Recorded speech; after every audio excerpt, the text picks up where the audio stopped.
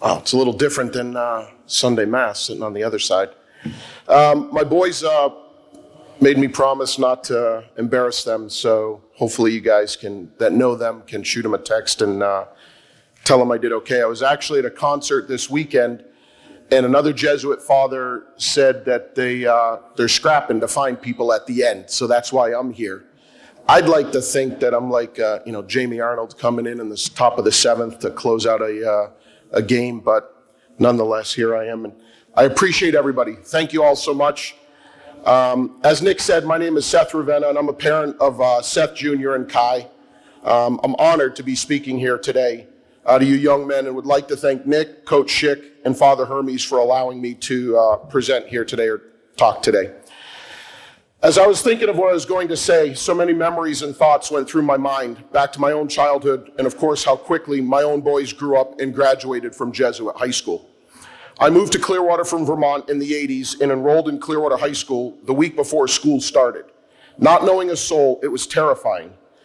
As I was moving through high school, I kept hearing about Jesuit in Tampa and could not understand why anybody would go to a school with no girls. And I'm sure you guys have heard that 1,000 times, and so did my own boys.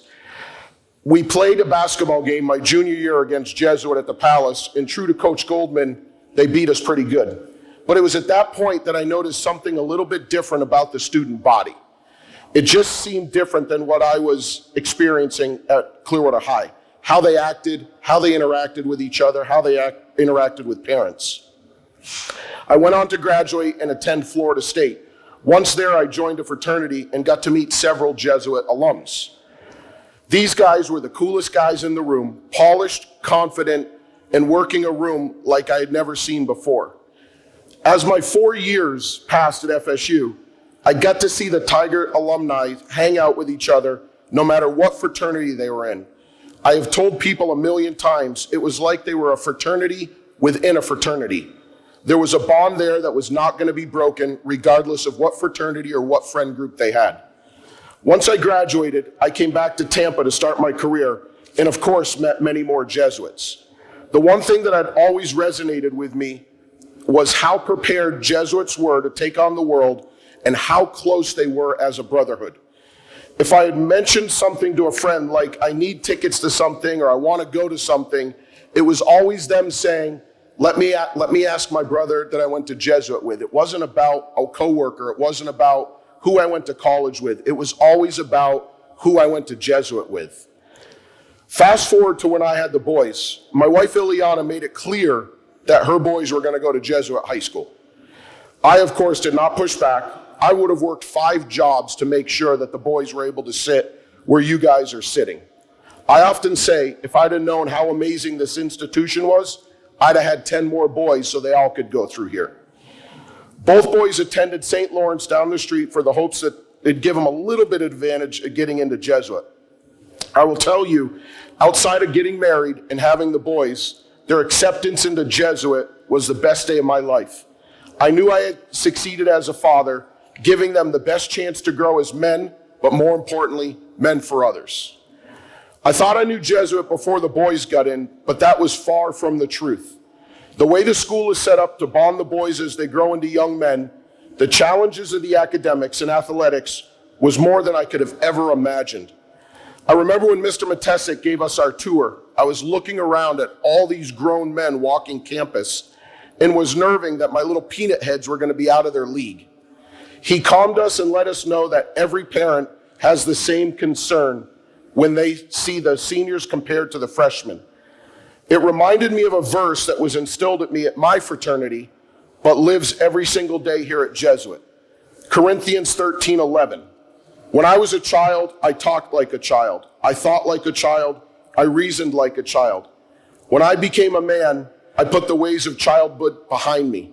That is Jesuit Tampa. That is you guys. My boys, no doubt, came in as children but left as men. They were ready for their next chapter, and I was 100% confident that they were ready for college.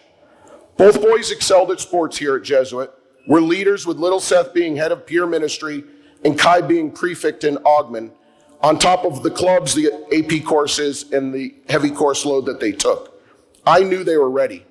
They both proved my point within their first semester at Florida State, called Ileana and myself and said, Jesuit prepared us for this. This is no harder than our senior year. They knew how to manage, they knew how to study, they knew how to get it done, and they got it done with a full plate of academics and organizations. Both are brothers in Sig Ep fraternity together with about 10 or 15 other Jesuits from Tampa. Little Seth went on to be a 4-year leader at the IFC and the Mental Health Club, and Kai, just now a freshman, was just invited to a national leadership conference this summer in Virginia. Side note, both live with 3 other Jesuit young men, and as a matter of fact, there's 5 different apartments with 5 Jesuit boys in each apartment, so there's 25 Jesuits in the same apartment building, so as I said earlier, keeping the bond along. To brag a little bit more, every year FSU inducts one student into their Hall of Fame, and little Seth was that student this year. Out of thousands of young men, he was elected into Florida State's Hall of Fame. None of those accolades I mentioned before would have been anywhere in their lives if not for how Jesuit prepared them for college and life.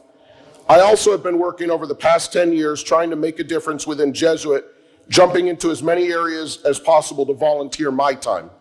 I am a firm believer in men for others, but more than that, I've found some lifelong friends along the way. Now, Jimmy Arnold and Chris Spoto, both graduates, remind me all the time, I didn't graduate from Jesuit, they did. And they rub it in. I am jealous. I did not have the opportunity to attend school here, but now I'm trying to make up time and be on campus as much as possible to volunteer and to watch any sport I can. Coach Goldman allowed me to help with the boys basketball team this year, so I'm forever grateful as it brings my 2 loves of Jesuit and basketball together. I could go on forever, what I think this school and leaders did for my children and family, but I'm sure by now you can see it. My final thought is, I am so thrilled for each of you, and please don't take 1 minute for granted. I know school is not easy, sports are not easy, making friends is not easy, but it's preparing you for life, which is not easy. Do your best every single day and know you have a major advantage over all others in this community, a huge advantage. Your diploma will say Jesuit High School, and there's not a replacement for that accomplishment. Thank you. Have a great day.